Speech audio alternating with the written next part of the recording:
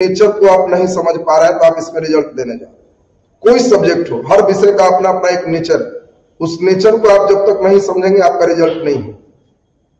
तो इसके लिए दूसरा है एलएसडब्ल्यू में एक और निगेटिव पॉइंट होते हैं कि इसके सहारे फिर यूपीएससी में या अन्य पीसीएस में आपको समस्याएं हो। बाकी जो विषय है, जैसे अभी हम लोग ऑप्शनल के रूप में इतिहास हिस्ट्री की शुरुआत करने जा रहे हैं, तो देखिए ये उनके लिए ठीक होगा जिनके अंदर इतिहास को क्या चाहिए, ये प्राण इसमें आ जाए, उसको प्राण प्रतिष्ठा कहते हैं। आप लोग भी देखोगे मूर्ति का प्राण प्रतिष्ठा। तो इतिहास को केवल अब याद करते जाएंगे तथ्य में, कई लड़के प्राण नहीं देखते, केवल तथ्य। कई बच्चे को तो हम ही आश्चर्य करते हैं, इतना भयंकर भयंकर तथ्य रटे रहता है। अकबर को कितना नंबर का जूता होगा वो भी उसको याद रखना पड़ेगा कि सर 8 नंबर होता था सर, और शाहजहां के इतना नंबर होता। इन तथ्यों से इतिहास को कोई बहुत लेना देना नहीं। इतिहास में नंबर उन्हीं का आएगा जो इसके लेखन शैली को बहुत अच्छा से समझ पाए। आप कौन है ये आप पहचान पा रहे हैं और किनके लिए लिख रहे हैं वो चीज आपको मालूम होना चाहिए। मतलब आप लिख रहे हैं जांचने वाले के लिए, न कि आपकी बात भाषण में कहीं जाएगी, नहीं ऐसे लोग उसको सुनेंगे जिसमें एक खास पार्टी के लोग हैं जो तालियां लगाएंगे कि वाह एकदम बस यही छाप जिंदाबाद कर दी है। आपकी कॉपी वैसे लोग के पास जाएंगे जिनकी उम्र लगभग 60 साल के आसपास हो। बहुत जवान लोग को भेंट नहीं होते कॉपी जांचने। तो इतने बुजुर्ग लोग जो जांचेंगे उनकी मानसिकता आपसे कितना तालमेल बैठा दिए लिखने में, आप अंदर से जो रहे यहां जो है उसी पे अंक मिले। तो आपका प्रदर्शन कैसा हो रहा है ये आपको अंक लाएगा। दूसरा, आपको हमेशा समझना है कि आप एक विद्यार्थी और आप एक ऐसे विद्यार्थी हैं जो सिविल सेवा के परीक्षा के लिए शामिल होने जा रहे हैं। आप सरकार के एक अधिकारी के रूप में लोगों की सेवा करेंगे और आप ही लग जाएंगे सरकार की बघिया उगेड़ने। कई लोग होते हैं कि बस सरकार को ही धर के लपेटना शुरू कर दिए, ये जीएसटी एकदम कंगाल कर दिया, लाइन लगा दिया, ऐसे कर दिया, नोटबंदी तो ये परेशान कर दिया। तो आपका समझिए कि इसमें सरकार समझ लेगी कि हमें जिनको चाहिए वो आप नहीं हो सकते, क्योंकि आपको अब अंदर से आप नोटबंदी के खूब खिलाफ है, एकदम आप हल्ला कर रहे हैं कि सबसे खराब कदम सरकार। लेकिन आपके परीक्षा में आप ही बैठिए तो आप सरकार के एक पार्ट हैं और आपकी भूमिका फिक्स्ड है। आप उसमें एज ए अधिकारी क्या कर सकते हैं, बस यही लिखने की बात सोचना। तो धीरे धीरे लेखन शैली तो क्रमिक विकास का चीज है। एक दिन में विकास नहीं होगा कि आप आज पकड़े और कल विकास हो गया। इसमें हम जो समझाना चाह रहे हैं उस बात पर ध्यान दीजिए। लेखन शैली से ही मेन हम इतिहास का क्लास शुरू कर रहे हैं। जो बच्चे के अंदर हम इतना जानते हैं उनके अंदर अगर प्राण प्रतिष्ठा हो गया, प्राण प्रतिष्ठा का मतलब हमको लिखना क्या है, निष्कर्ष कहाँ पे रहना है, हम जो लिखने जा रहे हैं किन किन विचारधारा है, हम क्या बात लिख रहे हैं, ये जब तक नहीं समझेंगे इतिहास में अंक नहीं आएगा। इतिहास में भी ऐसा नहीं, कई बच्चे कहते हैं कि स्कोरिंग पेपर नहीं। कई लोग कहा कि बहुत बड़ा सिलेबस है सर, एंशिएंट पढ़िए, मेडाइवल पढ़िए, मॉडर्न पढ़िए, वर्ल्ड पढ़िए, वर्ल्ड भी पढ़ना, सब पढ़िए तब होगा। है बड़ा छोटा कुछ मतलब नहीं है। इतिहास एक कहानी, आपको इंटरेस्ट है तो 3 घंटा का सिनेमा रहे चाहे 3.5 घंटे, यहां खत्म होने पर लोगों को भार लगने लगता है कि थोड़ा और चलता तो बढ़िया। तो आप इंटरेस्ट कितना लगा रहे हैं इससे मेन मतलब है, बाकी बड़ा सिलेबस छोटा सिलेबस मायने नहीं रखता। दूसरी बात, बीपीएससी की अगर हम बात करें तो बीपीएससी इसके कारण कोई ऐसा बच्चा नहीं होता कि फेल करता, बच्चे अपने कारण फेल करते हैं। बीपीएससी का नेचर एकदम फिक्स्ड है। जैसे आप ग्रेजुएशन पैटर्न थे लगभग वही पैटर्न इसका भी। आपको पूर्व से लगभग अनुमान है कि इस लेसन से प्रश्न आएगा। अब आप अपने कारण फेल कर सकते हैं कि उसकी तैयारी नहीं की, ये आप कारण, ये कारण नहीं है। ये अपना लगभग बेचारा पहले से बोला रहता है कि बस इतना ही इतना ही। यूपीएससी नहीं, यूपीएससी में जितना सोच के जाएंगे उतना छोड़ के बाकी आए।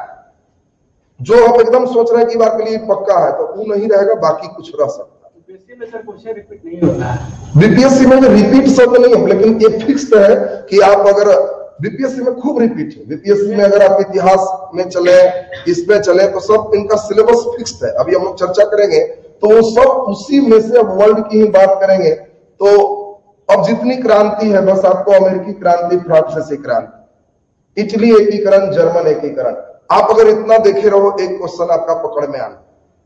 तो कई टॉपिक हैं जिनमें 3-4 का बेहतर तैयारी कर रहे हैं, तो प्रश्न बनने आपके पास बनाने के विकल्प भी बहुत अच्छे। क्योंकि आप हिस्ट्री में जानते हैं, जिन बच्चों का इतिहास ऑप्शनल में है, आप जानते हैं ऑप्शनल पेपर आपके 300 मार्क्स के होंगे। आपको कितने प्रश्न लिखने हैं? तो 12 क्वेश्चन आपको दिए जाएंगे, जिसमें 6 बनाना है, 6 छोड़ना है। ये ग्रेजुएशन पैटर्न हो कि इतना बनाइए, जितना बनाइए उतना छोड़िए, मामूली फैसिलिटी नहीं है। आपको जो सेक्शन में इंटरेस्ट कम लग रहा है, उस सेक्शन पर कम ध्यान दीजिए। आपको 2 सेक्शन में ए और बी में खंड होंगे, एक ही सिटिंग आपके एग्जाम होंगे, 3 घंटे के लिए आपके समय मिले। और इसी में आप जानते हैं कि सेक्शन 1 और सेक्शन 2 ये आपके रहेंगे, और इसमें भी सेक्शन 1 और सेक्शन 2 आपके दोनों रहेंगे। आप सभी बच्चे जानते हैं कि सेक्शन 1 में सिर्फ और सिर्फ आपको क्या पूछे जाएंगे? प्राचीन भारत। ए का हस्त में प्राचीन भारत हो, और सेकेंड में क्या होगा? मध्यकालीन, मिडाइवल होगा। जब हम बी पे चलेंगे तब बताइए जल्दी से, फर्स्ट में क्या होगा?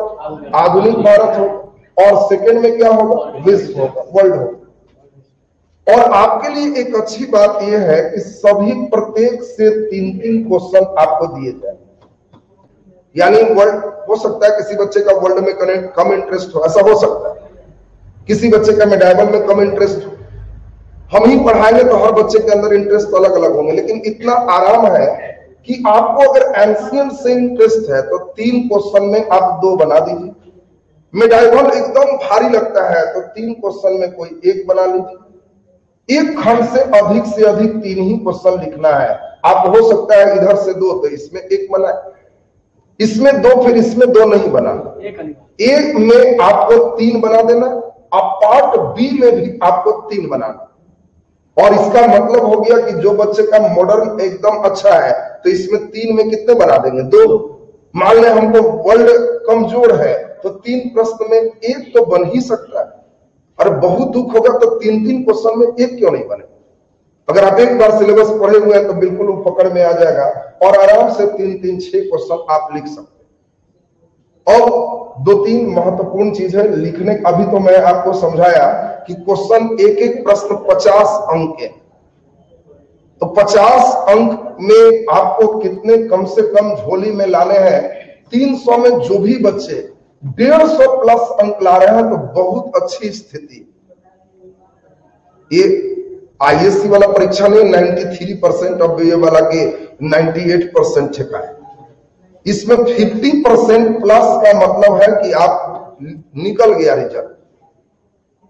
इसमें आधा अंक से प्लस हो रहा है, तो एक बहुत शानदार आपने आंसर लिखा, बहुत बढ़िया आपका आंसर है। 150 प्लस का मतलब आप साधारण नहीं लिख रहे, बहुत अच्छा लिखा। तो इसीलिए उसमें ये नहीं सोचना है कि 300 में 298 एकदम ठेका देना, वो नहीं रहेगा। और इसमें इतना भी आए तो कैसे आएंगे, इसके लिए बात चलेंगे। कुछ इंपॉर्टेंट बात भी चलेंगे। कई लोग का है कि कौन से किताब पढ़े, कौन से पुस्तक ले। एक सच्चाई यह है, पीटी टीचर के बल पर होते हैं, लेकिन मेंस विद्यार्थी के बल पर होते हैं। ऐसा नहीं कि मेंस में हम लोग आपको कुछ कुछ देते जाएं और आप पास होते जाएंगे। कंप्लीट आप पर निर्भर, आपको मटेरियल पढ़ना पड़ेगा। हम लोग केवल रास्ते बताएंगे और बस उसको चेक करेंगे। अगर हम स्पून फीडिंग करवाएंगे, आंसर लिखवाएंगे तो आपको हम बहुत अच्छा लगेंगे। 3 स्थितियों से आप लोग गुजरेंगे। पहली स्थिति, ये सबसे खराब स्थिति है, अत्यंत खराब स्थिति, जिसमें अभी कई बच्चे होंगे। तुमको घबराना नहीं है कि सब लोग बाल्यावस्था, युवावस्था से ही प्रौढ़ावस्था में आए। तो बाल्यावस्था क्या है? जिस समय कोई क्वेश्चन दे दे तो आप हमारे इंतजार में बैठे रहे कि हाँ सर आंसर लिखाइए। ये बाल्यावस्था सबसे खराब स्थिति, कि क्वेश्चन के बाद अगर मेरे द्वारा आंसर, कई बच्चे को हम क्वेश्चन दे के और कहते हैं लिखिए, एक तो जल्दी लिखेगा नहीं, फिर कह रहे लिखो भाई, थोड़ा थोड़ा लिखा तो 3 लाइन, अरे चलो हम लिखा देते हैं, तो अपना वाला एकदम बेरहमी से काटता है कि हाँ अब आ रहा है आंसर एकदम सही।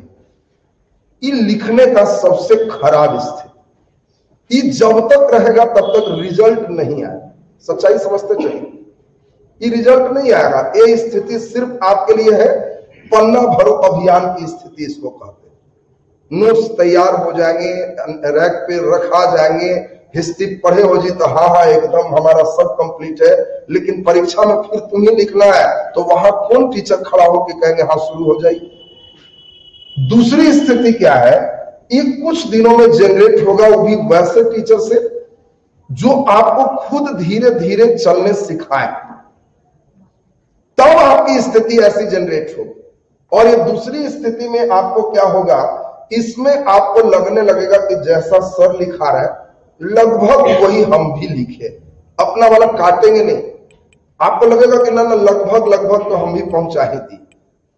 ये पास होने की स्थिति आ जाती। और जिस दिन आप समझने लगोगे कि जैसा सर लिखा रहे हैं इससे बढ़िया तो हम लिखे हैं, एक बार सर मेरा वाला पढ़ के देखिए, आप जो बोले हैं सर इससे ज्यादा जानदार, इसमें टीचर का अपमान नहीं है। हमारे पास कई सीमाएं होती है कि एक हर बच्चा उसको आंसर को समझ सके, और आप अपने स्किल से सिर्फ हमें समझाने के लिए लिख रहे हैं, दोनों में अंतर आ सकता है। और ये जो स्थिति पहुंच जाएंगे वो टॉपर है, वो लोग का गारंटेड बेस्ट रिजल्ट आए, उसमें कोई शक नहीं। बाकी हिस्ट्री या हिंदी या किसी पैसा से ये नहीं होता है, आप स्थिति कहां पे टीचर आपको पहुंचाता है इससे रिजल्ट आए। देखो ना, साइकिल चलाने की 3 स्थिति थी। आप लोग साइकिल अगर सीखे हो, मोटरसाइकिल सीखे हो तो आपको याद हो, आप शुरू में पहली स्थिति में थे, जो आपको सिखा रहा था एकदम उस पर बड़ा विश्वास था। बाजार जाना है तुम ही चलाओ, हम बैठते हैं, हमको डर लगता है बाजार। कितनी खराब स्थिति थी। धीरे धीरे आप इतना अच्छा हो गए कि फिर क्या बैठो ना, अरे तुम चलाओ चाहे हम, एक ही बात है। तो ये दूसरी स्थिति आए, मतलब नहीं सीख गया। और जिस दिन आप हैंडल छोड़ करके पैंडल मार रहे हैं तो उस दिन सोच रहे हैं उसको आता है, हमारा वाला डिजाइन चला लेगा। द बेस्ट स्थिति होती है। तो आप सभी लोग तीनों स्थिति वहां पे आ चुके हैं। यही स्थिति इधर भी आना, इधर भी धीरे धीरे आप अभी यहां हैं, धीरे धीरे हम लोग एक कोशिश करेंगे, आपको वो माहौल प्रदान करेंगे जिससे आप अभी स्थिति से यहां ऊपर आए। और जिस दिन यहां आ जाएंगे तो मेरे लिए गौरव होगा कि आप बहुत बढ़िया रिजल्ट देने जा रहे हैं। और ऐसा कोई विषय है, अगर आप इस स्थिति से पार कर रहे हो रिजल्ट आएगा, चाहे तुम घर बैठ के पढ़ो, चाहे दिल्ली चाहे लंदन चले जाओ। कोई ऑप्शनल विषय में आत्मज्ञान बिना सब सुना, क्या मथुरा क्या काशी, बात समझ लीजिए। आत्मज्ञान जब तक अंदर से नहीं आएगा कि हम लिखे क्या, तब तक क्या पटना क्या दिल्ली, बस कुछ नहीं मायने। अब इसी में तुमको कई लोग का होता है कि जब तक उनको 50,000 लग न जाए आत्मा शांत नहीं होता कि बढ़िया तैयारी हुआ नहीं।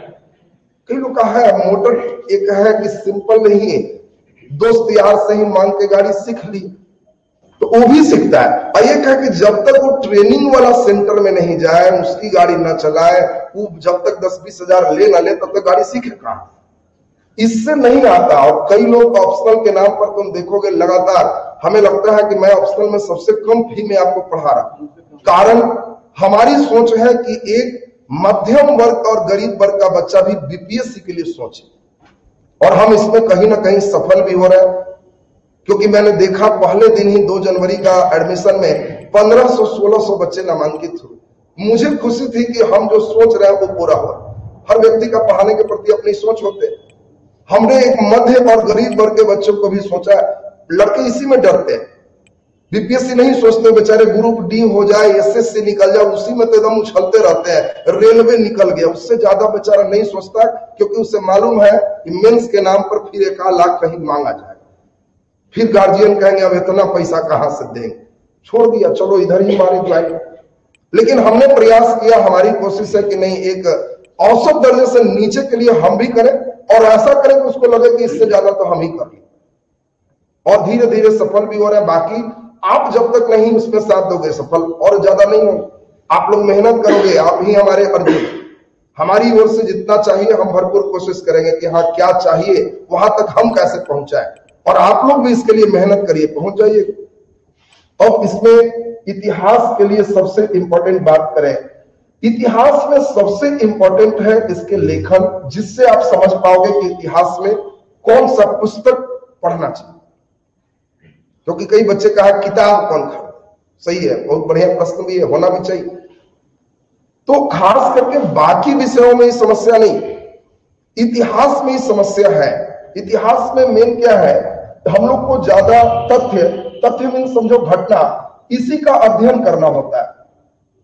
और घटना बहुत पवित्र चीज होता है, ये बड़ा उत्पादक होता है, बहुत चीज को जन्म देने वाला।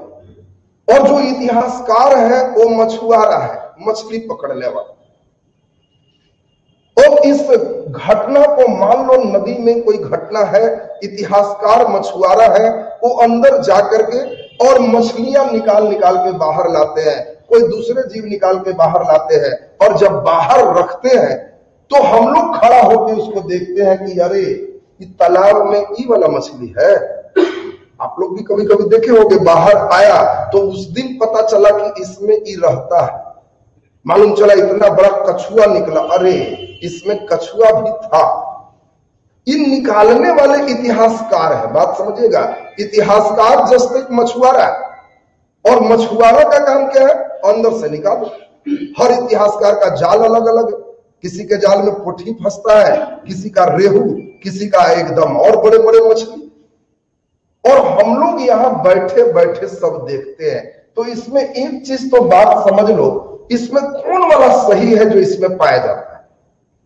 अब एक इतिहासकार ने रेहू मछली निकाला, एक ने पोठी निकाला, एक ने कछुआ निकाला, एक ने अंदर से बालू घोंघा सितुआ निकाला, और आपसे पूछा जाए कि तालाब में निम्नलिखित में कौन है, तो आपकी एक सबसे इंपॉर्टेंट सोच में परिवर्तन इतिहास में करना है कि आपका अब तक आदत है 2 जोड़ 3 बराबर 5 करने का, ये नहीं करिए, ये हिस्ट्री है।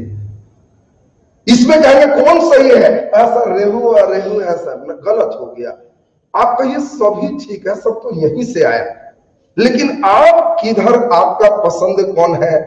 हो सकता है इधर से कई निकला, मछली बाजार में तो बहुत मछली, तो आप अपने पसंद का खोजते हो, जिंदा हम ई वाला ज्यादा खाते हैं, मांगुर नहीं खाते हैं, तो आप अपने पसंद के अनुसार इसमें से चुनते हैं। तो आपको हम इसलिए बता रहे हैं कि इन घटनाओं से इतने प्रकार के इतिहासकार निकले। अब जांचने वाला का पसंदीदा कौन भोजन है, ये आप परस दिए तो हिस्ट्री में छप्पर फाड़ के नंबर आए।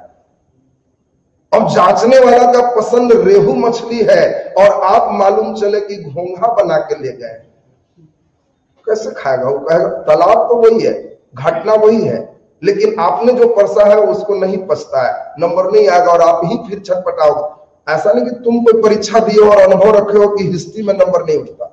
ये वो विद्वान लोग आपको बताए हैं जो घोंघा परस के बैठ गए हैं और कहते हैं मत लो रे हम पढ़ गए हैं फिर। ये वो विद्वान लोग हैं जो एक परस है, तुम ये परस के देखो, कहोगे कि ना यही ले लो जी सबसे बढ़िया। कंडीशन है कि आप परस क्या रहे हो, निकाल क्या रहे हो, ये इंपॉर्टेंट। तो इसमें देखो अभी थोड़ा सा मैं चाहता हूं कि धीरे धीरे 3-4 दिन में आपके अंदर एक परिवर्तन आना शुरू हो। अचानक एक दिन में नहीं आए, लेकिन आज से शुरू हो जाए।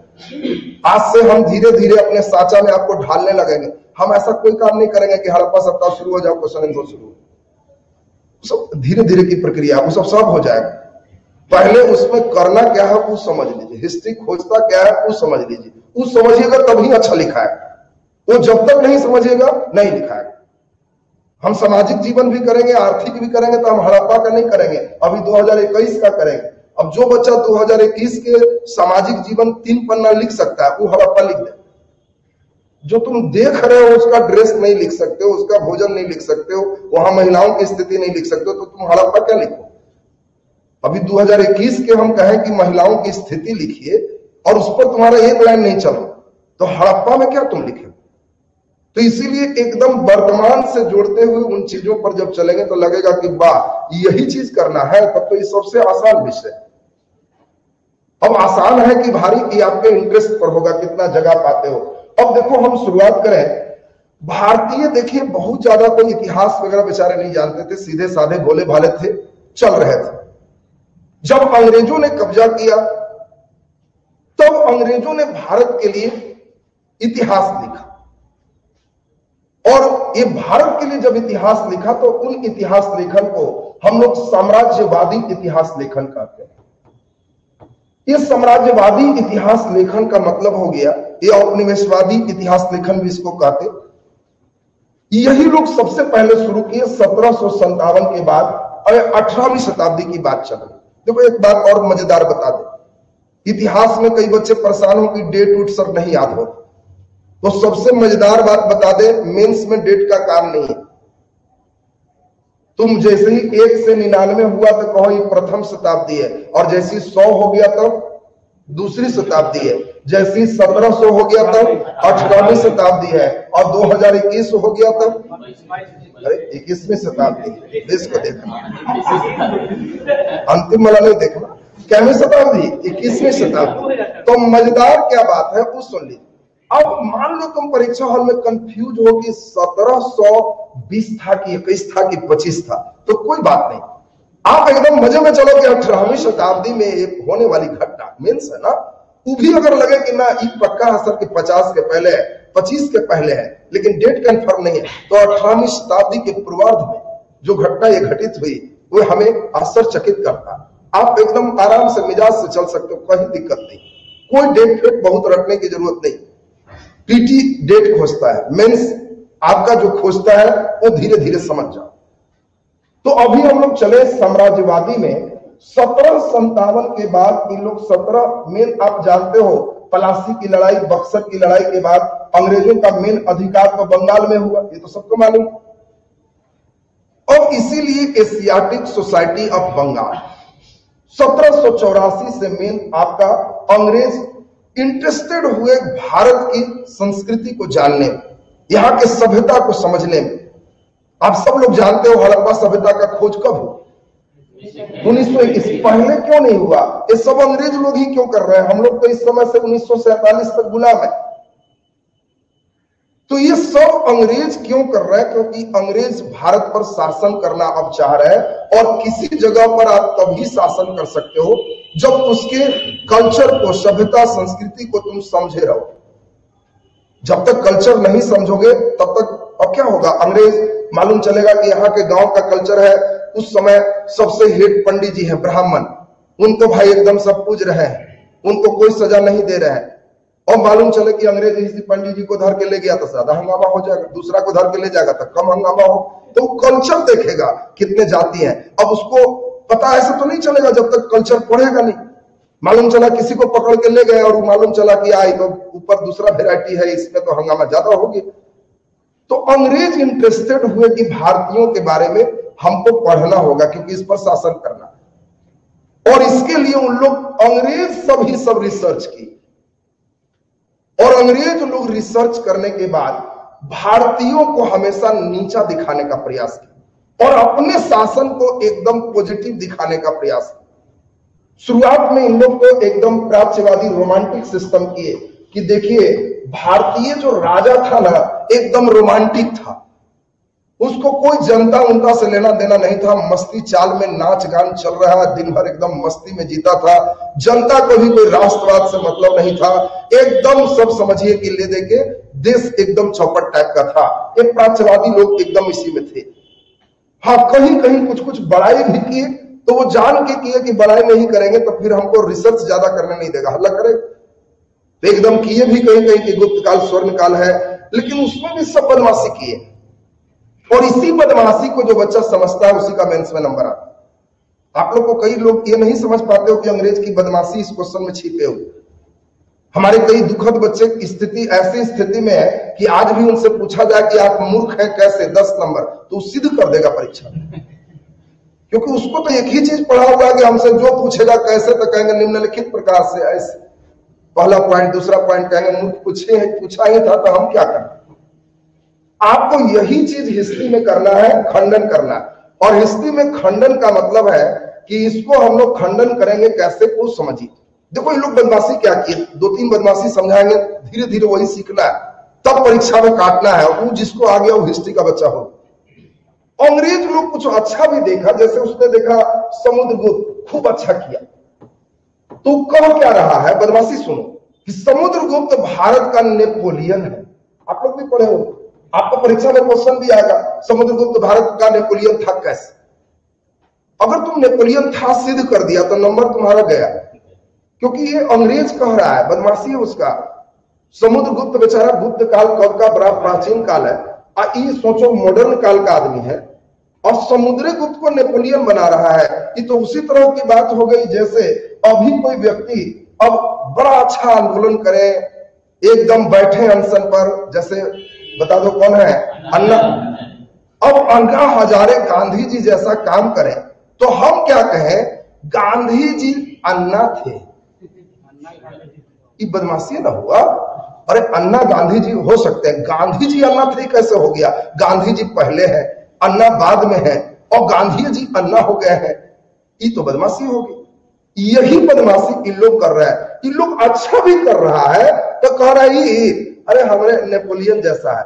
आप जो बच्चे लिख दोगे अंतिम आते आते कि समुद्रगुप्त भारत का नेपोलियन नहीं, नेपोलियन यूरोप का समुद्रगुप्त था, तो उनका नंबर पूरा आ जाए। समझिए, अब जो बच्चा इसको धर के प्रूव करने में लग गया, तुमको कई जगह बात बताएंगे, और वहां पे ये सब शैली समझना, ये इतिहास का आत्मा। जब तक ये आत्मा नहीं तब तक मेंस नहीं हो। अभी इन लोग कई शैतानियां सुनाएंगे। 1857 के सिपाही विद्रोह, आपसे पूछा जाएगा 1857 के सिपाही विद्रोह के कारण लिखे।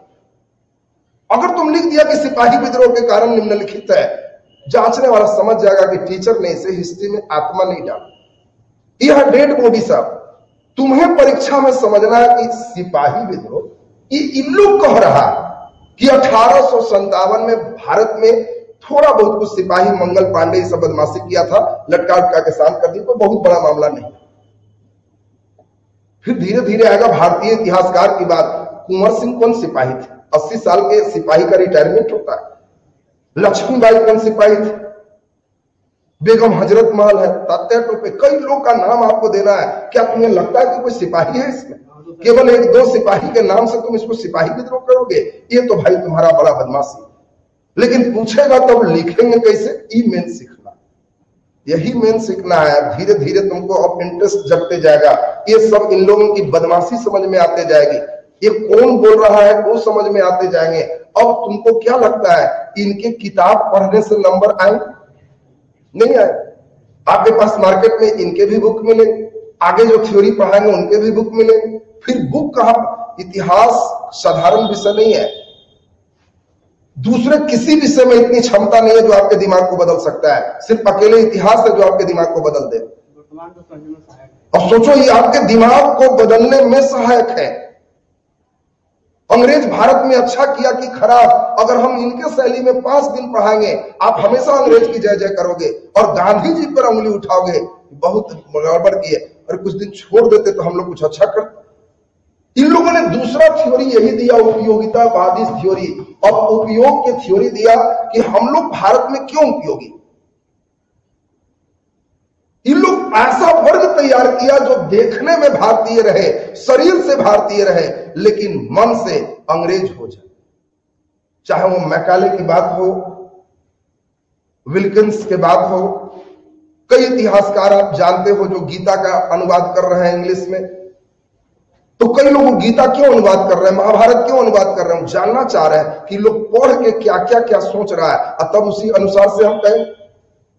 इन लोग सब एक ही चीज कह रहे हैं कि भारतीय इसीलिए गरीब है कि इसका धर्म भी उसी तरह का है, रूढ़िवादी।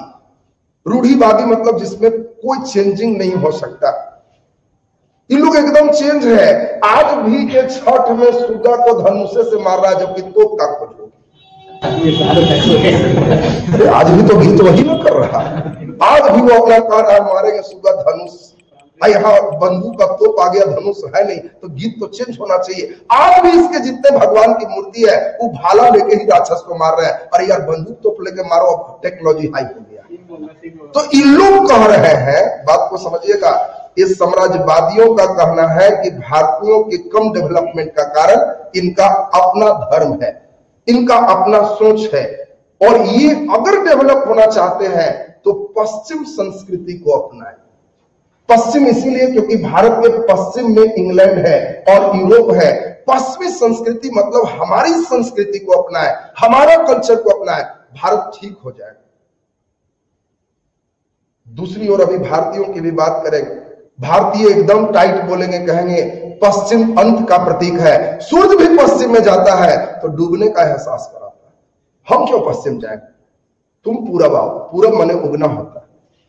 बात समझिएगा, धीरे धीरे दूसरे शैली पर चलेंगे, उनका जबरदस्त थ्योरी हो। वो पूरब कहेंगे तुम इधर आओ, आई कहेगा तुम इधर आओ। इनकी जो थ्योरी चलेगी, ये थ्योरी आप देख पा रहे हो कि बड़ा खतरनाक थ्योरी है। इसमें एक व्यक्ति है, इनका नाम इतिहासकार का है जेम्स मिल। इनका थोड़ा सा ज्यादा डिबेट वगैरह आते रहता है। जेम्स मिल पहली बार इतिहास को 3 भागों में बांट रहे हैं। इसके पहले जैसे कैसे आप लोग आसानी से बांट लिए प्राचीन, मध्यकालीन, आधुनिक, इसके पहले कहीं कोई बटा उटा नहीं है। ये लोग प्राचीनवादी तो यहां तक कह रहे हैं कि भारतीयों को तिथि का भी ज्ञान नहीं, इन लोग को कुछ नहीं आता। हम लोग को हमेशा नीचा दिखाने का कोशिश किए हैं। हमने देखा कि हमारे टॉप भी कोई राजा है तो तुलना अपने बाद वाला से कर रहा है, उसको यहां से नहीं कर रहा है, हमेशा नीचा दिखाने का कोशिश कर रहा है। और यहां पे जेम्स मिल पहली बार भारतीय इतिहास को 3 भागों में बांटा। बताओ पहला नंबर क्या हो? तो जेम्स मिल ने कहा कि भारत में पहला काल हिंदू काल है, दूसरा काल मुस्लिम काल है और तीसरा काल ये ईसाई नहीं बोला, ब्रिटिश काल। अरे ये अंग्रेज ही लिख रहा है तो कह रहा है हम लोग मत समझो कि हम लोग आए हैं। भारत में प्रारंभ से लेके जो 1200 ईस्वी तक, 1206 तक ये हिंदुओं का काल रहा। फिर जो 1200 से चल रहे हो ये 1757 तक मुस्लिम का काल है और 1757 के बाद ब्रिटिश काल शुरू हो गया। हिस्ट्री ऑफ ब्रिटिश इंडिया पुस्तक में जेम्स मिल पहली बार धर्म के आधार पर इसको बांटे। इन्होंने हर चीज को अपने अनुसार से कोशिश किया लिखने का। आप सोचिए उस समय जो प्रशासन में सिविल सेवा में पास करते थे, उनके सिलेबस में इनके पुस्तक थे हिस्ट्री ऑफ ब्रिटिश इंडिया, बच्चों को पढ़ना था। इन सभी का एक ही कोशिश था कि देखने में भारतीय हो, अंदर से अंग्रेज हो। और वो कोशिश में बहुत हद तक सफल भी हुए। आज भी आप देखने में भारतीय हो लेकिन अंग्रेजी बोलने वाले को ज्यादा अच्छा से देखते हो। ये इनकी थ्योरी से तुम्हारे अंदर सॉफ्टवेयर चढ़ा हुआ, ये इन लोग की थ्योरी। अब इन लोग हर समय बोले, सोचो इनकी थ्योरी बताए साम्राज्यवादियों का, तो इन लोग कह रहे हैं उपयोगितावादी कि भारत में राजा राजा बहुत लड़ता था, हम लोग आए हैं तो शांति है। नहीं तो इन लोग का शांति था, हमेशा देखिए इधर से लड़ रहा है उधर से लड़ रहा है, हम आए तो शांत किए सब। इन लोग का डेवलपमेंट कर रहे हैं। ये और उल्टा भारतीयों को ही कह रहा है कि भारतीय बड़ा एहसान फरामोश होता है, कितना भी कर दीजिए होने वाला नहीं। क्या नहीं दिए इसको, क्या नहीं दिए? धोती कुर्ता से जींस पैंट पर लाए, पढ़ा लिखा कुछ नहीं था, सारा हम पढ़ाए। एक जगह रोड नहीं था, रोड का जाल बिछाए। चारों तरफ रेलवे लाइन मेरा दिया हुआ है, बिजली विद्युतीकरण मेरा दिया हुआ है, हर चीज भारत को हम दिए, हमसे पहले इसके यहां कुछ नहीं था। और हम ही को कहता है कि जाओ भारत से छोड़ दिए। डबल लाइन भी नहीं हुआ जितना सिंगल बनाया था। जो रोड का पुल हम बनाए थे मरम्मत नहीं हो रहा उन लोग से। हम अब तक रहते तो सोचो क्या क्या कर देते। वो कहता क्या है, पैसा लेके चला गया। अरे भाई तो तुम्हारी फ्री में सेवा कौन करेगा? हम ही तुमको पढ़ा रहे हैं, कुछ पैसा ले रहे हैं, सिखा रहे हैं, और तुम कहोगे पैसा ले लिए, जाओ नहीं पढ़ो। अंग्रेज वही कह रहा है कि हमको कहता है पैसा ले लिए, तो हम क्या कर रहे हैं? तुमको पढ़ा रहे हैं तो पैसा लेंगे, रोड बना रहे हैं तो लेंगे, हम तुम्हारा डेवलपमेंट कर रहे हैं, कुछ ले रहे हैं। कौन गलती कर रहा है? हमको 1947 में भगा दिए, तुम्हारा सारा विकास रुक गया। अगर इसी टाइप से आप डेली सुनोगे 15-20 दिन, तो आपको लगता है कि अंग्रेज के जाने पर आपको कोई खुशी होने वाला है? आपको हमेशा लगेगा कि 47 में काहे के लिए गया, ये हम लोग कभी पार लगा देता तो हम लोग भी पूरे अंग्रेज जी सीखे रहते, एकदम चारों तरफ रोड का जाल होता, एकदम रेलवे लाइन ऐसे होते, कल्पना में हम लोग हो सकते हैं। ये इतिहास कहां पढ़ाए जाते हैं? अंग्रेजों को इंग्लैंड, ये साम्राज्यवादी इतिहास। जैसे अब क्या अंग्रेज लोग कहेंगे, जैसे भारत में हम आपको पढ़ा रहे हैं, आपको लगता है कि इंग्लैंड में कोई अंग्रेज अपने बच्चों को पढ़ा रहा होगा कि हम भारत गए, देखो ना गांधी जी भगा दिया। ऐसा कोई पढ़ाएगा? और भारतीयों को कहेगा कि मत कहो, भारतीय मत नाम लो। हम लोग क्या नहीं किए?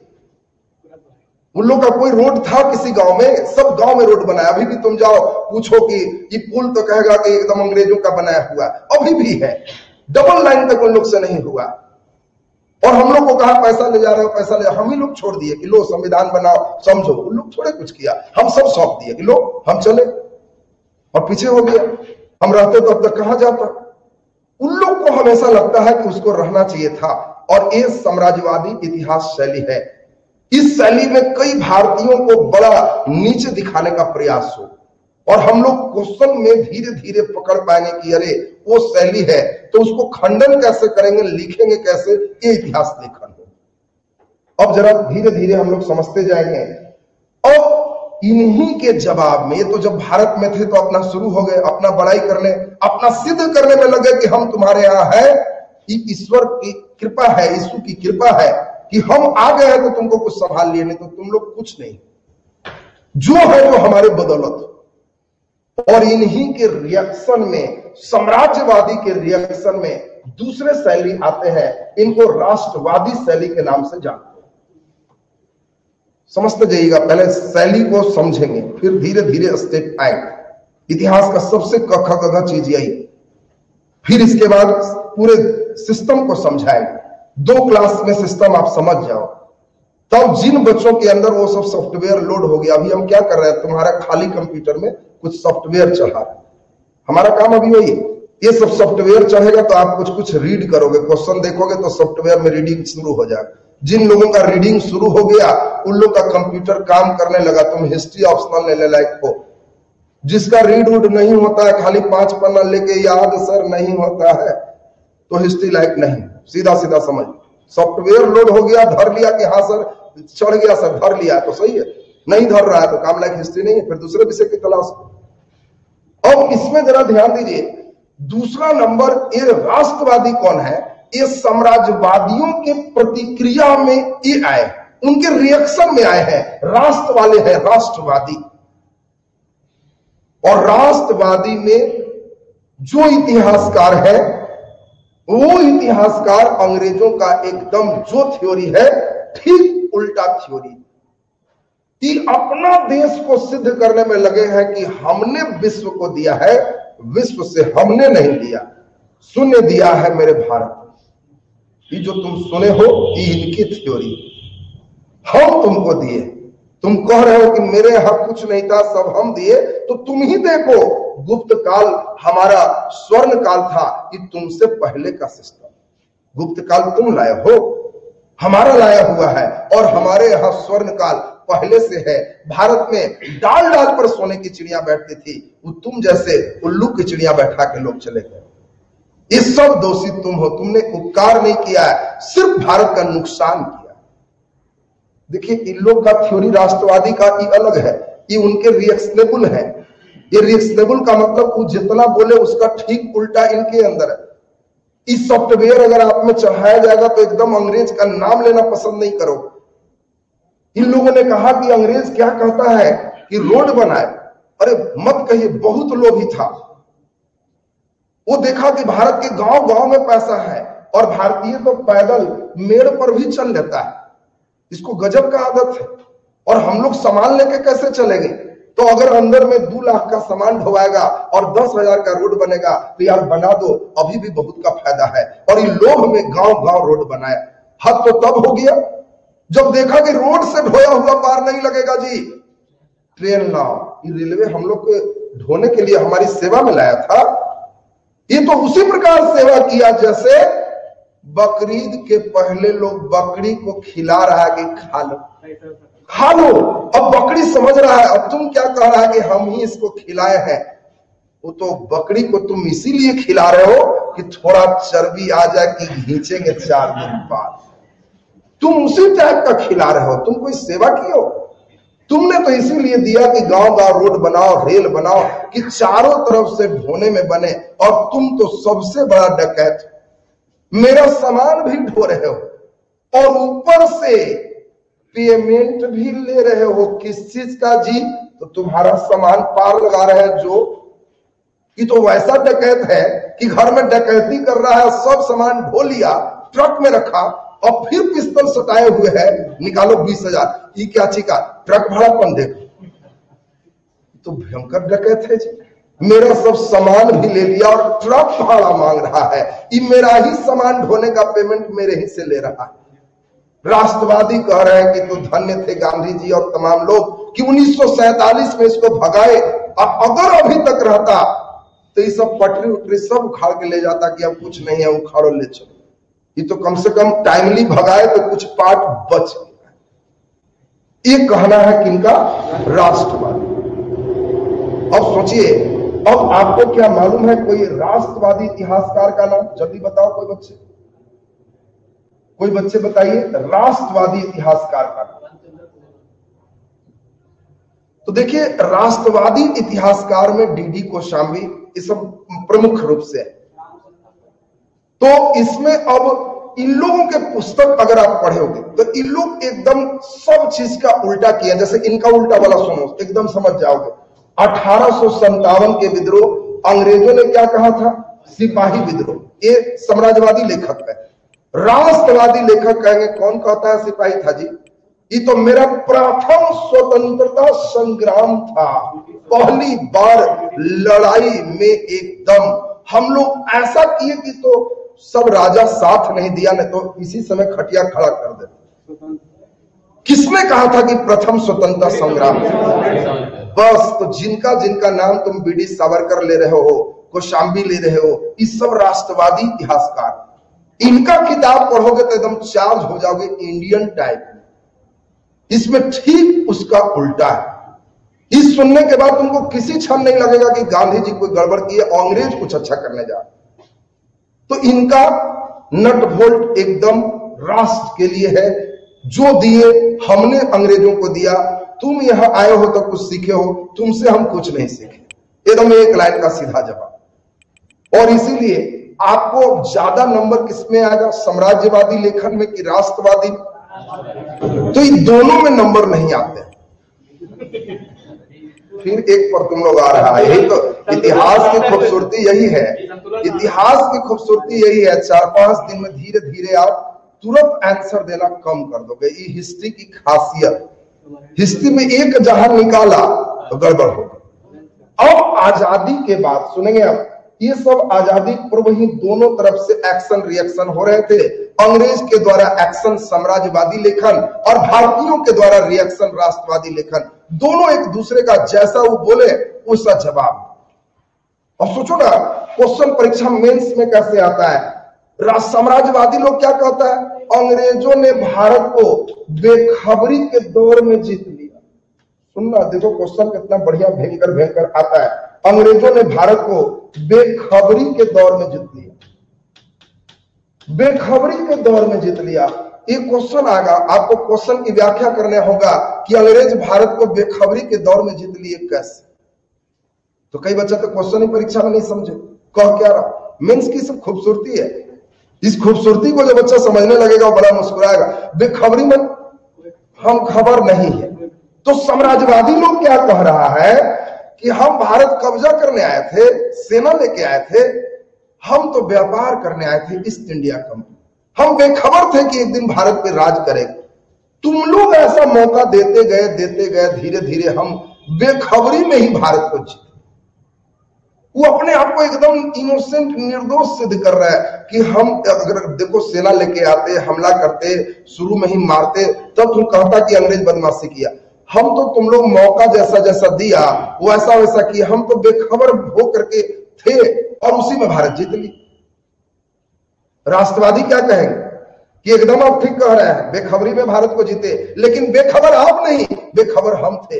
हम नहीं जानते थे कि तुम बकरी के भेष में भेड़िया आए हो।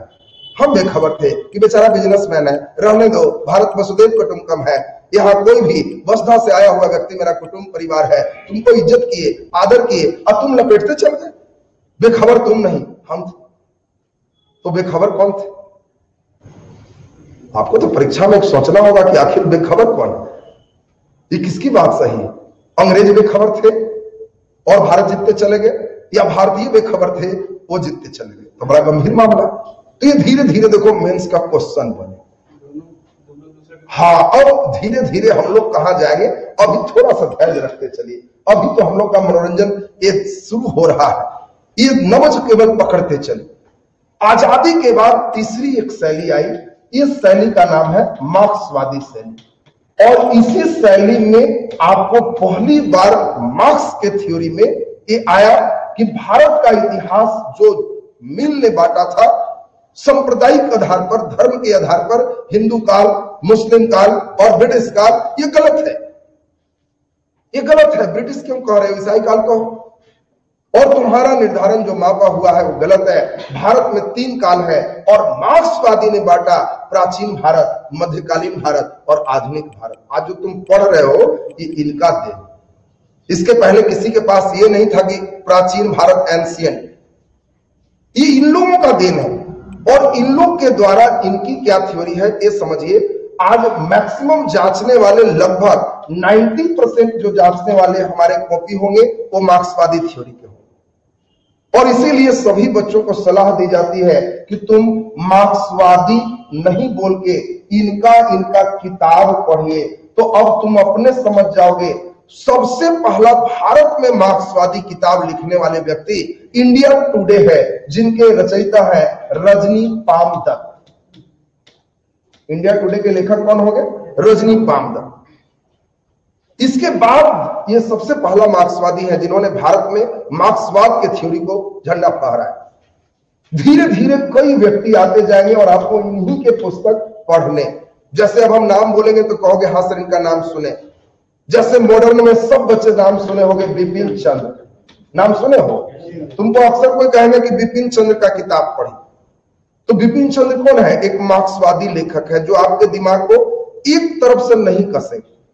अभी तक हम लोग जो पढ़े वो क्या थे, ये चापाकल का नट बोल्ट है, और इन नट बोल्ट में साम्राज्यवादी एकदम पूरा एक तरफ से कस देगा तो पानी तब भी नहीं निकले। राष्ट्रवादी कहेगा कि तुम खोलो हम कसते हैं, कि अलग एक तरफ से कस देगा तो इससे भी पानी नहीं निकले। पानी में नंबर निकालना है तो ये कहते हैं कि 2 बार इधर घसकाइए और 2 बार इधर भी घसका लीजिए। 1857 में सिपाही विद्रोह था, ये कहा प्रथम स्वतंत्रता संग्राम था, तो ये कहेंगे कि देखिए भाई 1857 का जो विद्रोह था उस सिपाही विद्रोह से तो कुछ ऊपर था, सब सिपाही नहीं, लेकिन हाँ प्रथम स्वतंत्रता संग्राम से कुछ नीचे था, वो उतना नहीं था। देखो अब पैसा बीच में मारे थे, अब तुमसे पूछा जाएगा कि सिपाही विद्रोह का वर्णन करो, तो सिपाही कर दिया तो नंबर वहीं गया, तुम काटोगे कैसे, ये मेन नंबर दिलाता है हिस्ट्री। हिस्ट्री का नंबर वहां पे है कि तुम कहां स्टैंड ले रहे हो, क्या उसमें कटिंग कर। और इनका थ्योरी देखो धीरे धीरे बीच में आया। इनमें अब इंपॉर्टेंट बिपिन चंद्र के बाद एंशिएंट में सबसे इंपॉर्टेंट इनके लेखक हैं, सब बच्चे नाम सुने होंगे, इनका नाम है रामशरण शर्मा। ये देखो तुमको अगर देखिए, अच्छा बीजेपी गवर्नमेंट जब आती है, बातों को समझिएगा, बीजेपी गवर्नमेंट जब आती है तो क्या चाहती है, किताब किनका लिखा जाए, मार्क्सवादी का, राष्ट्रवादी का, राष्ट्रवादी का। इसीलिए तुम अक्सर देखना सरकार चेंज तो किताब पहले चेंज होते, उन लोग सब अपने विचारधारा के राइटर रखना शुरू करते हैं। और एंशिएंट में पहले एक लेखक थे मक्खन लाल। आप अगर एनसीईआरटी मार्केट में खरीदोगे तो एनसीईआरटी कहोगे रहमा का दीजिए, तुम्हें वो मक्खन लाल का भी मिलेगा, एक रामशरण शर्मा भी मिलेगा। लेकिन तुमको अब समझना होगा आज के क्लास में कि मक्खन लाल वाला लेंगे तो वो दूसरा नट टाइट कर देंगे, आज रामशरण वाला शर्मा वाला लेंगे तो ये दोनों बीच का नट टाइट करेंगे। तो हम लोग को कौन वाला चाहिए, बीच का नट होल टाइट हो, तो ये रामशरण शर्मा एनसीईआरटी राइटर प्राचीन भारत के हैं तो बढ़िया, ये एक मार्क्सवादी लेखक हो। इसी में एक अगर एंशिएंट की बात करें तो एक सबसे इंपॉर्टेंट लेखिका मौर्य काल पर उनका सबसे बड़ा रिसर्च है, सेंट्रलाइज शासन था या किस प्रकार का शासन था, उनका नाम आप लोग सुने होंगे, रोमिला थापर। रोमिला थापर एक बहुत उत्कृति के आपके इतिहासकार हैं, ये भी मार्क्सवादी है, और इसीलिए इन लोगों के किताब का ही रिकमेंडेशन होता है। अगर आपको किताब भी पढ़ने, इतिहास के ताकत समझा दे, इतिहास का एक लाइन में ताकत समझ लो, इसमें हुआ क्या था, वर्साय की संधि में वर्ल्ड में पढ़ाएंगे, जर्मन और फ्रांस, इन दोनों की बात चल रही थी। फ्रांस के तरफ से अमेरिका, इंग्लैंड सब थे, और जर्मन जब हार गया, लड़ाई शुरू करने वाला भी यही था, हार गया, तो सब जीता हुआ देश मिलकर इससे वर्साय की संधि किया। और फ्रांस कहा कि जी मेरा बहुत नुकसान किया। तो अमेरिका कहा कि बगल में है ही, तुम ऐसा करो 15 साल तक इसके विभिन्न खान से सामान ढो ढो के वसूल कर लेना, 15 साल में एकदम वसूल हो जाएगा। तो हाँ, 15 साल में हो जाएगा। और इसके सेना को कम कर दिया और 15 साल तक सामान ढोने का एग्रीमेंट हो गया वर्साय की संधि। धीरे धीरे यहां हेड हिटलर बन गया। हिटलर कैसे इतिहास की सहायता ले रहा, अंदाज करो। ये देखा कि लड़के लोग को हम कैसे लड़ने लायक बनाए। तुम्हें क्या लगता है, बॉर्डर पर तुमको भेज देंगे तो तुम भारत माता की जय करके लड़ लोगे? नहीं लड़ोगे जब तक सॉफ्टवेयर नहीं चढ़ाया जाए। तुम अभी जाओगे भी, अभी किस लिए जाओगे कि पेमेंट मिलेगा, बेरोजगार। देश रक्षा के लिए अभी तब तक नहीं जाओगे जब तक सॉफ्टवेयर नहीं चढ़े। वहां जाओगे भी लड़ाई होते रहेगा, देखोगे उधर मर गया इधर मर गया, तो वहीं राइफल छोड़ के कहोगे प्राण बचे तो लाख रुपए, चले गांव भागे। ये पेमेंट ऐसा नहीं चाहिए। लड़ाई होगा तो आधा लोग भाग चले, लेकिन उन लोग को क्या है, इतना बढ़िया बॉर्डर पर सॉफ्टवेयर चढ़ाया हुआ। हिटलर भी वैसा ही सॉफ्टवेयर चढ़ाता कि मरना सबको है, लेकिन जो लोग देश के लिए लड़ते हुए मरेगा, सीधा स्वर्ग का द्वार उसके लिए खुलता है। चाहे तुम कोई कर्म पहले से किए रहो, डायरेक्ट स्वर्ग जाओ। बच्चों से क्वेश्चन परीक्षा में आए, सीधा स्वर्ग कैसे जाते हैं, और लड़के लिखे देश के लिए जो मरते हैं वो सीधे स्वर्ग जाते हैं। अब ये सब बच्चे से लिखेगा तो उसका दिमाग तो चेंज हो। वहां बॉर्डर पर भी इसी टाइप का बहुत हाई लेवल का उनका सॉफ्टवेयर चला होता है। वो एकदम गोली लग भी रही है तो भारत माता की जय, एकदम मरने के लिए तैयार है, भागेंगे क्यों, सीधा स्वर्ग है, फिर भाग के उधर क्या जाना।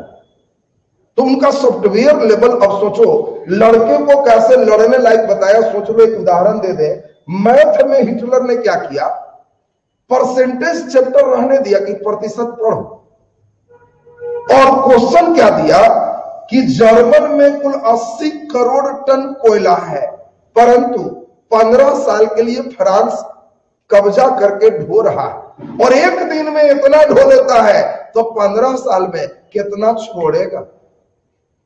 अब लड़के को तो हिसाब है, लेकिन लड़के जब हिसाब बनाए तो आंकड़ा ऐसा रहता था कि आंसर 100 ग्राम आता, 50 ग्राम आता था।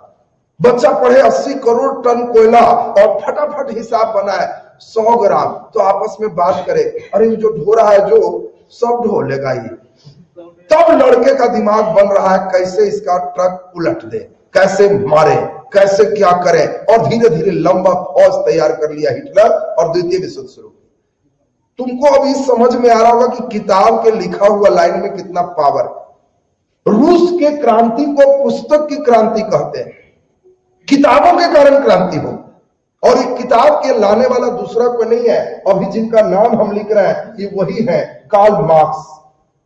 और मार्क्सवादी थ्योरी क्या कहता है, 1 मिनट हम चाहेंगे आप बढ़िया से ध्यान दीजिए, सुनेंगे जरा एकदम स्थिरता से। आजादी के बाद की हिस्ट्री, और आप जितने लोग हिस्ट्री पढ़े हो इन्हीं के थ्योरी अब तक ज्यादा पढ़े। तुमको अगर राष्ट्रवादी पढ़ाया रहता तो स्टेप अलग रहता, तो चूंकि आप अभी तक ज्यादा इनका पढ़े हो तो कुछ विचारधाराएं इनकी है, थोड़ी बहुत उधर इधर से भी आया है, उस सब इधर पवित्र हो जाएगा। इनका कहना है कि सबसे बड़ा जो चेंजिंग है वो आर्थिक चेंजिंग। देखो मार्क्सवाद सबसे ज्यादा अर्थ पर ध्यान देता है। इन्होंने कहा कि बौद्ध धर्म और जैन धर्म की गौतम बुद्ध और महावीर के कारण नहीं आया, नोट के कारण आया, रुपया के कारण आया। अगर कोई साधु बोलता है कि दूसरा का धन ढेला समझो, तो समझो उस साधु के पास बहुत पैसा हो गया है, वो अपना बचाने के फेर में ही उपदेश दे। इनका बड़ा उल्टा थ्योरी, इनका थ्योरी बड़ा उल्टा है। अब कोई कहे दूसरी की पत्नी को एकदम अपनी माता के समान समझे, इसका मतलब है कि उसकी पत्नी बहुत सुंदर है। बात समझिए, मार्क्सवादी थ्योरी बड़ा गंभीर थ्योरी है। कोई गरीब आदमी ऐसा कह सकता है कि दूसरा का धन ढेला समझो? कभी नहीं कहेगा। वो एकदम कहेगा दूसरा के धन पर झंडा गाड़ो, ढेला क्यों समझो? कहेगा कि बहुत बेईमानी हुआ, इसके पास ज्यादा हो गया, वो ढेला क्यों समझे? जो ऐसा बोल, इनके थ्योरी बड़ा जबरदस्त है, लाजवाब थ्योरी। और इनके हर चीज पे एक ही चीज का है, आर्थिक बदलाव हुआ। एक तुम एंशिएंट जब पढ़ोगे तो इनकी किताब में रामशरण शर्मा वगैरह लेखकों ने एक चीज पर सबसे ज्यादा ध्यान दिया और वो चीज था कृषि में लोहा का प्रयोग। ये सबसे इंपॉर्टेंट। तुम जानते हो महाजनपद काल में 600 ईस्वी पूर्व में भारत में पहली बार कृषि में लोहा का प्रयोग हुआ। इसके पहले लोहा नहीं है भारत में खेती में। उत्तर वैदिक काल में लोहा है लड़ाई मैदान में। महाजनपद काल में पहली बार कृषि कार्य में लोहा 600 ईस्वी पूर्व में लागू हुआ और यहीं से मार्क्स लोगों का एक शब्द है उत्पादन अधिशेष हुआ। बात समझिएगा, बड़ा अच्छा शब्द है, उत्पादन अधिशेष हुआ। और उत्पादन अधिशेष का मतलब इतना उत्पादन हुआ जो खाने से ज्यादा था। और इसीलिए जब खाने से ज्यादा होगा तब क्या होगा, नगर बसे। आप जो भी बच्चे मेरे सामने आके पढ़ रहे हो, ये गारंटेड है कि तुम्हारे घर में खाने से ज्यादा है, इसीलिए चल दिया। नहीं तो नगर में कैसे आओ, तुमको खाने भर रहेगा तो बस चुपचाप वहीं रहो। यहां आने का मतलब है, मार्क्स कहता है कि तुम्हारे यहां उत्पादन अधिशेष खाने से ज्यादा है। और ये जब ज्यादा है तो शहर बसेगा। और इसीलिए 16 महाजनपद की जो बात सुनते हो, भारत के द्वितीय नगरीकरण की बात सुनते हो, मार्क्स कहता है ये सब इसके कारण। और इसी के कारण गौतम बुद्ध आए हैं, इसी के कारण महावीर आए हैं। क्योंकि देखे घर घर रुपया पैसा भर गया है तो साधु आ ही जाए, क्योंकि उसको मालूम है कि कमाना नहीं है तो बस जाओ दरवाजा पर बुद्धम शरणम गच्छामि, कुछ दे देगा, कुछ दे देगा तो भंडार हो जाए। अगर यही गौतम बुद्ध इसके पहले आए रहते, जिस समय खाने को कुछ नहीं घर में है, और वो कहते बुद्धम शरणम गच्छामि, तो कितने लोग देते? कहता आगे बढ़ जामी। तुम्हारे पास में जब पैसा रहता है तो ऐसे ऐसे छूतो हो, कुछ दे दिया, और नहीं तो कहते हो बढ़िए बाबा आगे बढ़ जाए। तो ये कहना है इनका कि जो चेंजिंग है वो किसके कारण है, आर्थिक के कारण। और मार्क्सवादी पर हम लोग अभी देखे, कई मार्क्सवादी हैं, इन्हीं का कहना है कि जब आर्थिक बदलता है तो सामाजिक चेंज होता है। तुम अभी समाज में जहां हो, तुम्हारे मित्र जहां हैं, ये कब बदलेगा, जब नोट बदलेगा। तुम अभी नौकरी लग जाए, बीपीएससी पास हो जाओ तो तुम्हारे पास आर्थिक बदल जाएगा, हैवी पेमेंट, कुछ ऊपर ऊपर नीचे नीचे सोच रहा होगा, तो इससे तुम्हारा आर्थिक बदलेगा। तो सामाजिक दोष तो वही रहेगा कि बदल जाएगा, बदल जाएगा। तुम्हारा रहन सहन वही रहेगा कि बदल जाएगा, बदल जाएगा। पहनावा वही रहेगा कि बदल जाएगा, बदलेगा। भोजन वही रहेगा कि बदलेगा, सब बदलेगा। अभी जो रोटी खा रहे हो मालूम चलेगा कि बस ढाबा से आ रहा है, होटल से आ रहा है, वीआईपी खाना आ रहा है, फिर नाश्ते में मोमोज चल रहे हैं, दूसरे आइटम चल रहे हैं। ये क्यों बदला, आर्थिक के कारण। सामाजिक वही चीज तो है, तुम्हारा रहन सहन, कपड़ा, भोजन, ये सब सोचो। मार्क्स कहता है कि बदलने से बदलेगा, और जब सामाजिक बदलेगा तब राजनीतिक बदले। तब तुम कहोगे कि मुखिया में हम इसको खड़ा करवा देते हैं, इसको जिता देते हैं, तब तुम राजनीतिक चीज बदलना शुरू करो। और राजनीतिक बदलेगा तो सबसे कम बदलाव किसमें होगा, धार्मिक। एक इंपॉर्टेंट बात समझाएं, मार्क्स धर्म को नहीं मानता। इसी निगेटिव है, सबकी अपने एक पॉजिटिव और नेगेटिव व्यू भी होंगे। मार्क्सवाद में धर्म को अफीम माना गया। मार्क्सवाद कहता है कि धर्म के फेर में मत पढ़ो, भगवान के फेर में पढ़ोगे तो ये अफीम से भी ज्यादा नशा है। इसमें है कुछ नहीं, लेकिन अफीम से ज्यादा नशा है। कहने का मतलब हो गया कि इसमें जो जितने घंटी डोलाएगा, माला जपेगा, उसको लगेगा और करे और करे, अब पहुंच गए। होना कुछ नहीं है, नशा है। कैसे कितना लोग को बीड़ी का आदत है, सिगरेट का आदत है, किसी को कुछ का आदत है। तो ये धर्म बीड़ियों सिगरेट से 1000 गुना ज्यादा अफीम वाला नशा है कि आज दिन भर नहीं खाएंगे, एकादशी किए हुए। क्या होगा भाई, उससे तो ऊपर के सीट रिजर्व होगा। यही चीज अंग्रेज कह रहा था प्राच्यवादी कि इन लोग भारतीयों का ये लौकिक समस्या कम है, परलौकिक समस्या ज्यादा है। इन लोग ऊपरे के फेर में ज्यादा रहता है। प्राच्यवादी का ये सबसे बहुत इंपॉर्टेंट थ्योरी। और मार्क्सवादी लोग में देखोगे कि ये इनके निगेटिव पक्ष होंगे। धार्मिक एक्सपेक्ट को बिल्कुल न के बराबर लेके चले। अभी इसके बाद सबाल्टर्न आएंगे, तब सभी के बारे में एक बार बंधन हो जाएंगे। उसके बाद इतिहास की जो बुनियाद है, आज हम बीज रोप रहे हैं। 3 से 4 दिन में इसका अंकुरन हो जाए। जो बच्चे जितना बढ़िया अंकुरन करवा लोगे, फिर हिस्ट्री का आनंद ही आनंद। हम जो आपको पढ़ाएंगे, हमारी जो रणनीति है, हम अपने सभी बच्चे को पार्ट ए में एंशिएंट बहुत जबरदस्त कर देते हैं। आप एंशिएंट इस लायक होगे कि 3 क्वेश्चन में 2 पक्का बना लोगे। मिडाइवल पर कम ध्यान देंगे, 1 लायक छोड़े। इधर जब दूसरी ओर पार्ट बी पे चलोगे तो मॉडर्न चुके सब लोग पढ़ चुके हो पहले से भी, लेकिन हम इसमें आपका पूरा एनर्जी कहां लगवाएंगे? वर्ल्ड में। हम वर्ल्ड हिस्ट्री खूब बढ़िया कर देंगे, जिसमें 3 में 2 वर्ल्ड से बनाओ, मॉडर्न से 1 बनाओ, क्योंकि ज्यादा बच्चे मॉडर्न से 2 बनाएंगे, इसमें 1 बनाएंगे, तो आपका कुछ नयापन भी इसमें हो जाएगा और आप आराम से 6 प्रश्न इसमें लिख सकते हो।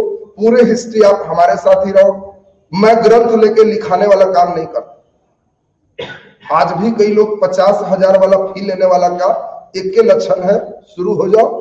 लड़के भी शुरू, बीच बीच में हाथ झाड़ते रहते हैं कि दर्द हो रहा है। क्या पढ़ रहे हो? कभी विचारधारा तुम्हारा ठीक नहीं हो। विचारधारा का नाम इतिहास है, न कि लिखने का नाम। ठीक उल्टा प्रक्रिया। मैं देखा हूं कई लोग फी इतिहास के नाम पर 18,000 फी दिया और वहां भी देखा नन स्टॉप लिखाते हो।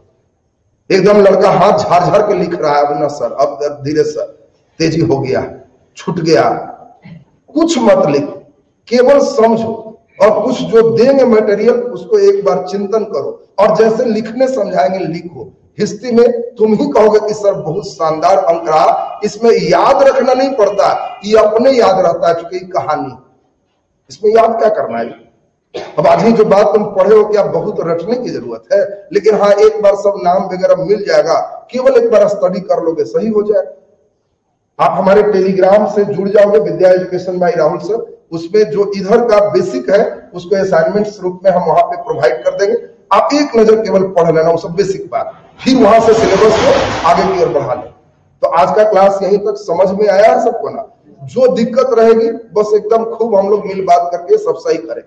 जो एडमिटेड बच्चे हैं उन लोग के लिए हम लोग टेलीग्राम में एक ग्रुप भी बनाए।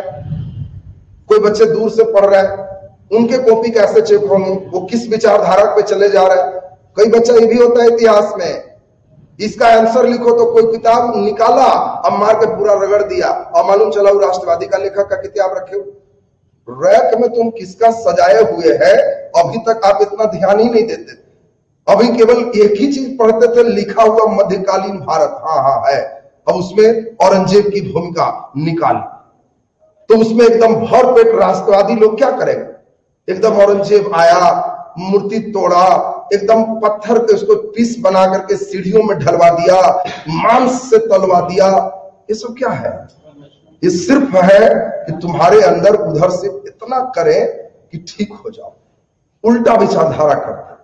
तुम परीक्षा में एकदम मांस से तलवाने लगोगे, ये करने लगोगे, समझ जाएगा कि इसका कोई अभी नट बोल्ट अभी सिस्टम नहीं पकड़ा। कई जगह तुम किताबों में सब देखा हो, तो वो सब क्या है? वो सब एक सॉफ्टवेयर है, तुमको कैसा चढ़ाना है वैसा चढ़ा दे। तुमको एकदम न्यूट्रल बनना, एकदम आराम से सिस्टम लेके चलना और धीरे धीरे क्रम की प्रक्रिया में हो जाएगी। तुम देखा होगा रोड एक्सीडेंट हो गया, कोई गिर गया, मर गया, तो उसमें कई तरह की व्याख्या इतिहासकार लोग पहुंच जाते हैं। कोई आगा कहेगा शराब पिए हुए था, ये रोड पर टप रहा था इसलिए मर गया। अगला आएगा ये शराब पिए हुए था, गाड़ी वाला शराब पिए हुए थे और उधर से ही एकदम 2-3 गो के और धक्का मारते हुए निकला। अगला आएगा व्याख्या करेगा बेचारा ही मर गया, एक ही बेटा था। देखो अरे मर गया तो एक बेटा से क्या मतलब, 2 भी रहता तो मर जाता। लेकिन ये सब तुम्हारे लिए अलग संवेदनशीलता लाए। और अगला कह दे इसी साल विवाह हुआ बेचारा, तो बोलो ये भावना वही रहा कि बदल रहा है? बदल। ये इतिहास का शब्द है।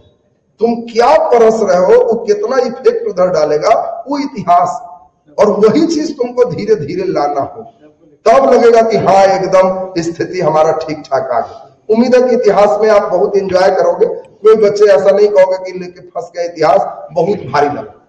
आप एकदम आराम से जाओगे, बिना टेंशन फ्री होके, एकदम बिना टेंशन खूब मिजाज से लिख के आओ। केवल आराम से जैसे लिखा समझाएंगे लिखते आइएगा, नंबर खूब बढ़िया है। तो चलिए नेक्स्ट क्लास हम लोग कल इससे आगे चलेंगे। इधर कई बच्चे जुड़ भी गए हैं, कई लोग ऐसे भी हैं जो लोग इधर हमारे गलती से भी 1-2 बच्चे छूटे होंगे। जो लोग छूटे हैं वो लोग एकदम 7023 158839। उस पे अगर नहीं जुड़े हैं तो व्हाट्सएप